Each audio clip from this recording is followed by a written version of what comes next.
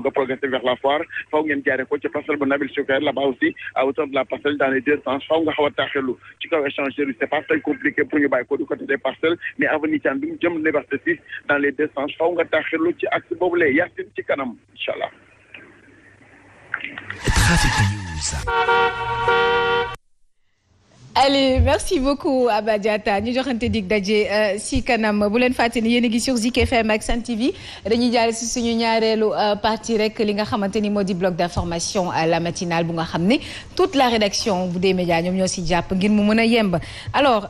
Birahim sànq fekku la fi yow ak Mamadou Fofana mais Siré jot na si wax avion moom c'était par rapport à l'avion nuñ ko tuddee nangam sangam bon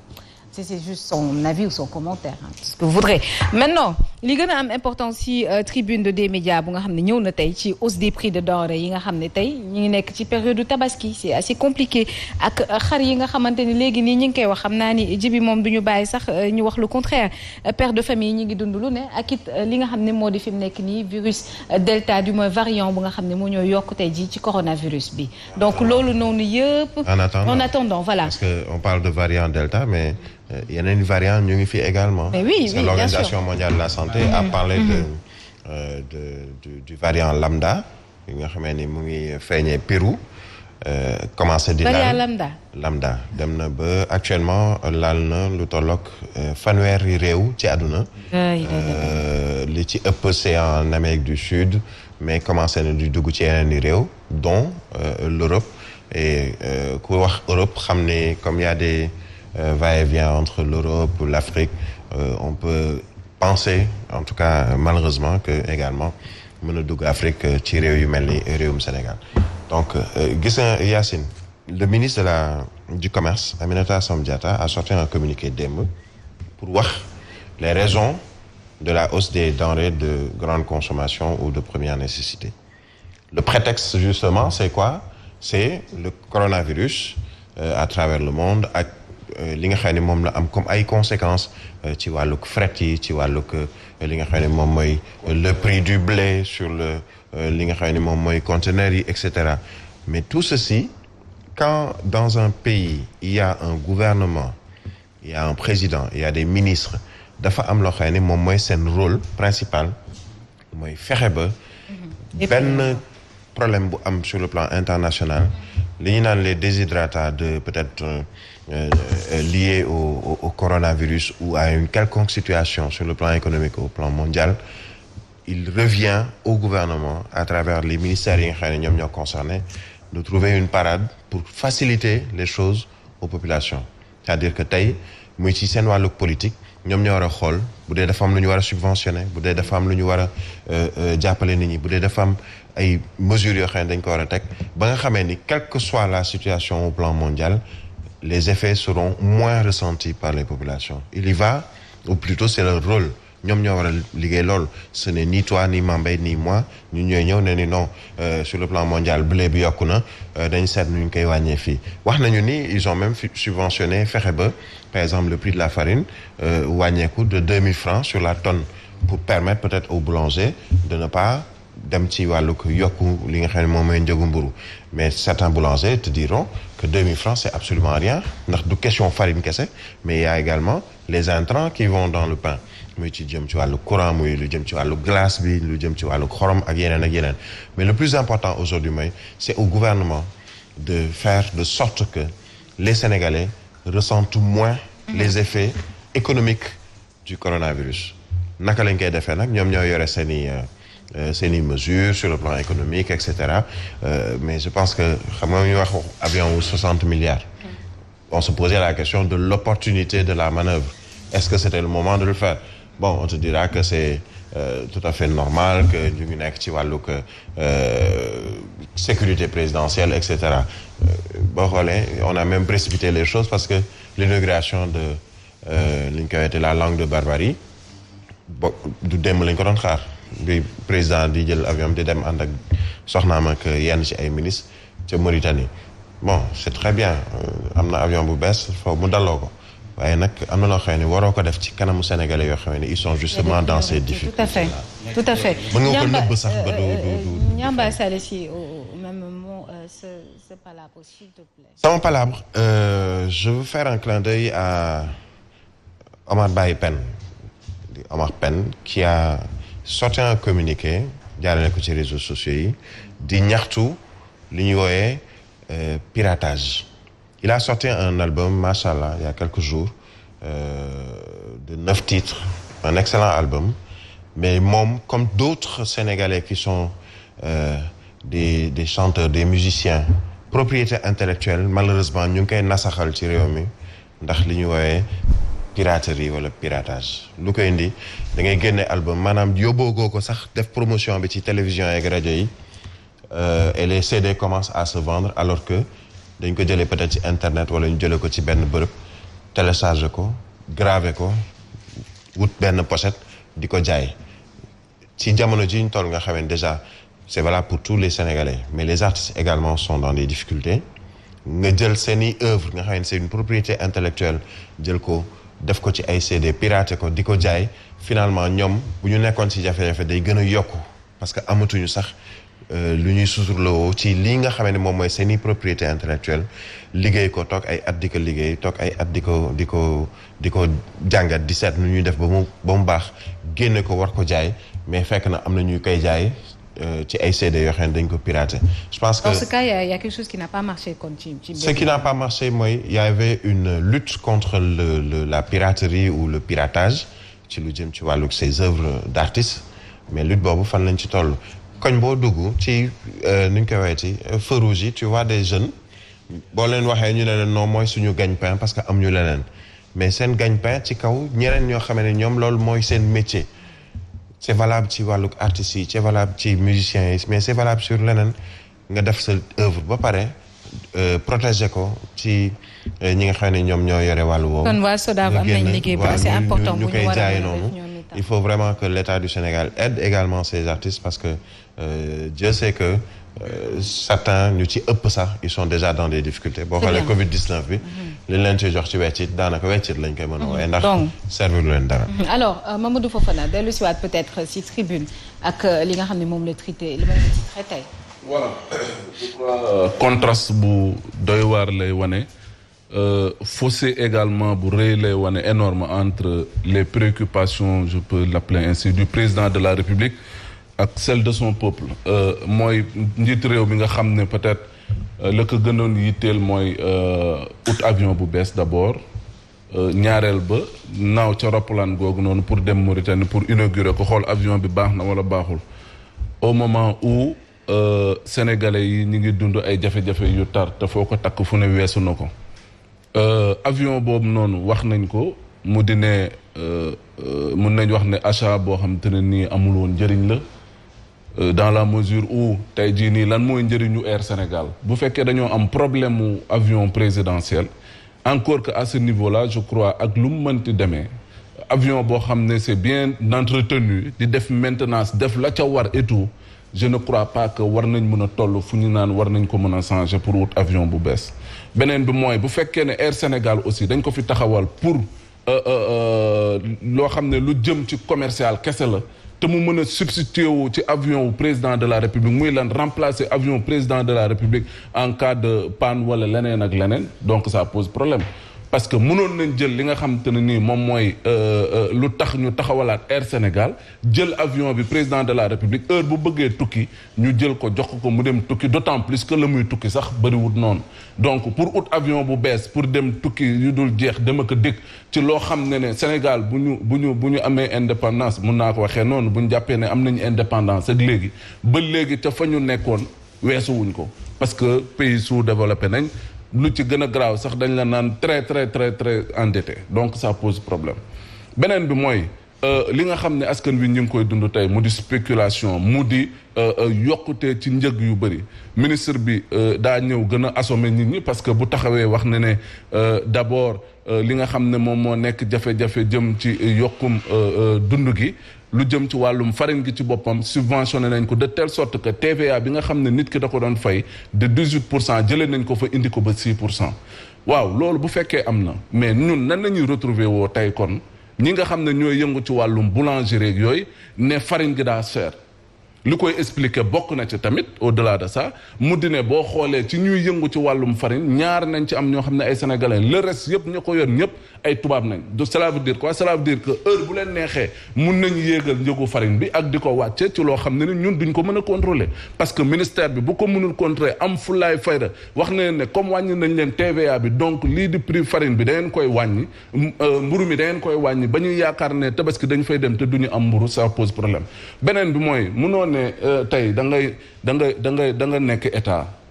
ñu jël la gën a am solo jox la ko muy njiitu réew Birame mi ngi koy wax sànq am ay ministre am ay direction bras technique bras financier ainsi de suite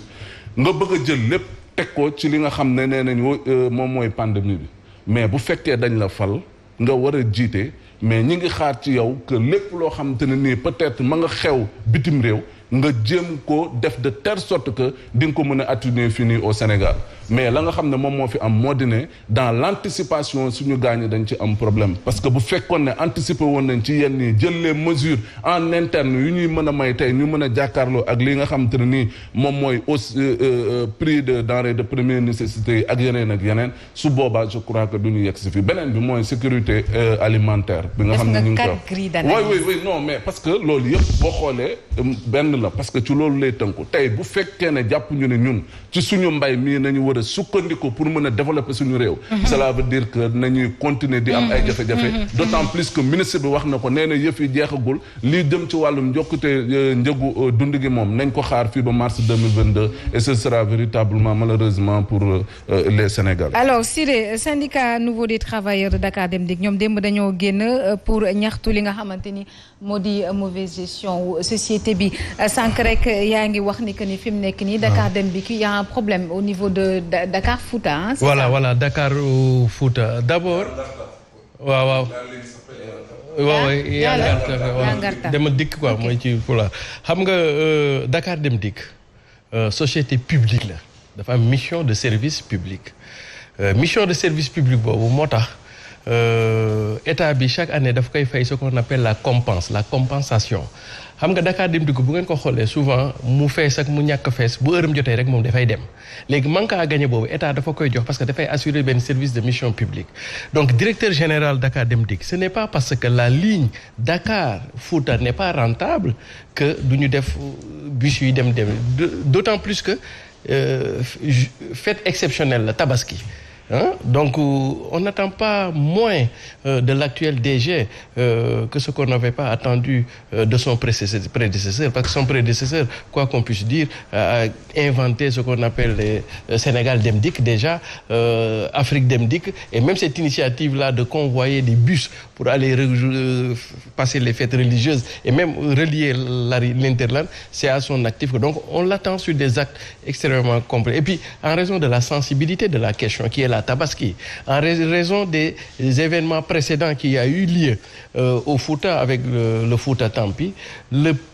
pire des services qu'il peut rendre à son président, à notre président, c'est de ne pas mobiliser les bus, au-delà même de Fouta, qui devraient aller dans toutes les régions parce que comme niñ ko gars yi xamee Dakar gars yi dañuy ñëw wut si rek mais après dañu war a dem quoi moo xam Fouta la Kaolack Fatick et cetera Dakar Dem Dikk dimbali leen ñu Cheikh Lamane Diop chargé de com dimbali ñu nga wax sa directeur bi ñu mobiliser kaar yi jox askan bi ñu dem julli ji waaw ñëwaat Sénégal dem kam beneen bi Yacine bu ma ko ci mënee ñambaas rek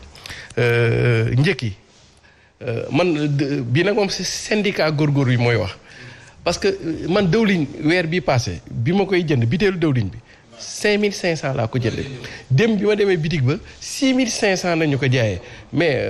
Assome Diatta madame le ministre yow yaa ngi bëgg a rey nag yow tamit wax yow dimbalil góorgóorlu yi parce que en fait moom la Birahim di wax la fonction et la mission d'un ministre c'est de tout faire pour que le consommateur final les populations ne puissent pas subir les chocs exogènes mais su fekkee yéen lu xew ci biti ngeen ñëw amu leen ci benn pexe. ñu ñëw ci biir mais kon léegi Aminata Assome Diatta deful liggéeyam normalement. waaw mais c'est-à-dire que bu ñu la falee ministre ak responsable bi ñu la war a jox c'est-à-dire tu dois trouver des solutions mais mënuloo ñu wax rek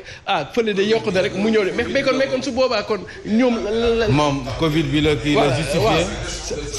ça veut dire que loolu la quoi. gis nga nee na même département ñi ngi xool ci aussi état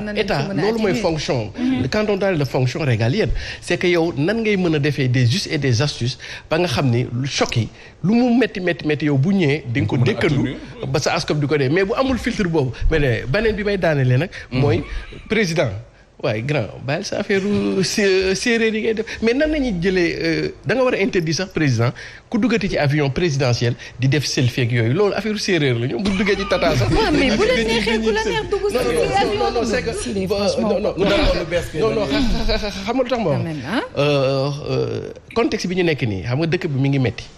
comprendre parce que on est dans des sociétés de perception. dëkk bi mi ngi metti tabaski baa ngi ñëw ak yooyu yow suñu demee gis ay images yuy filtré yu génn ak yooyu ñenn ñi mën nañoo jàpp même si c'est à tort ou à raison que voilà président moom gaa yi ngi fii di lijjanti ay xar ñi di lijjanti dépense moom ma ngay demee donc en termes de perception en communication c'est très important ba pare beneen bi mooy amul benn réew booy dem muy France États-Unis yéen boo xam ne seen avion présidentiel ça devrait relever même du sacré de la République amul benn dëkk booy dem seen avion présidentiel moo am yi dëkk ku ci dugg rek def sa benn selfie def ci kii bi donc loolu dafa war a nekk genre kumpa comme kër quoi dafa war a nekk ni kumpa avion da ngay yéeg dem tukki fi ngay dugg yooyu donc xam naa ne avion bi président le problème bàyyi affaire séeréer yooyu quoi ku dugg ci avion bi selfie très bien merci beaucoup foofu na nekk sa espace intérieur na nekk sa l'espace un peu sacré de la République ngay tukki ñi ngay tukki et puis ñëwaat. merci beaucoup sànq nag l'astre de Hann le soleil Birahim yaa ngi koy wax dafa titré ce matin soldats tombés au combat une maison à leur famille à partir de janvier 2022 wax nañ ko fi nag à maintes reprises def nañ ko fi palable wax nañ ko ci journal et tout ça donc c'est assez important pour ñu ñëw aussi ci plateau bi waxtaan ci en attendant qu'il y ait un suivi surtout c'est assez important. Je pense que il est très important ñuy gestu les militaires sénégalais maa ngi koy wax sur Mambay mu ngi wax ci par exemple ceux qui ont fait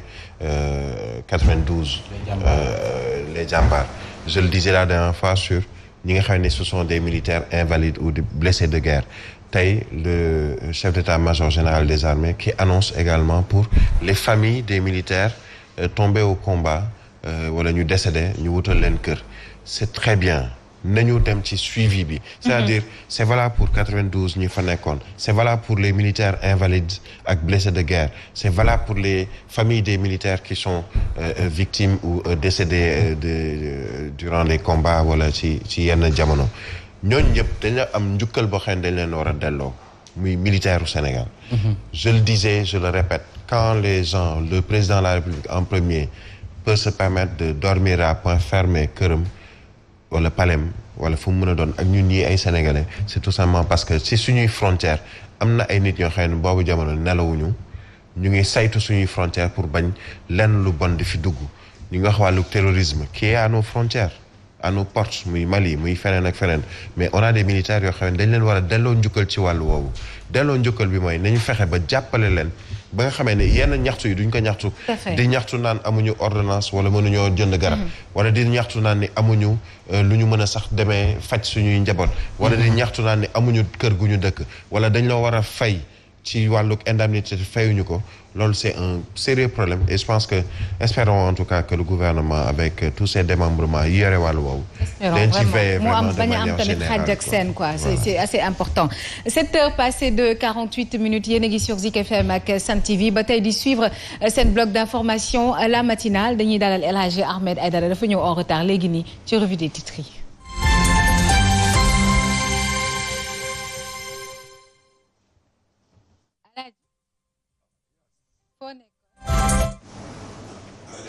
rajo ba. man nee naa la fii dama fi stage. yàgg nga nag ca rajo ba de yàgg nga loolu. ba jaaxal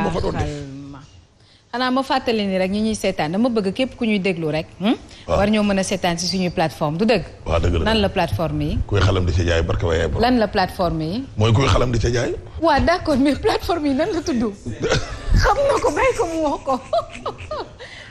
nee nga da ngay defal buzz.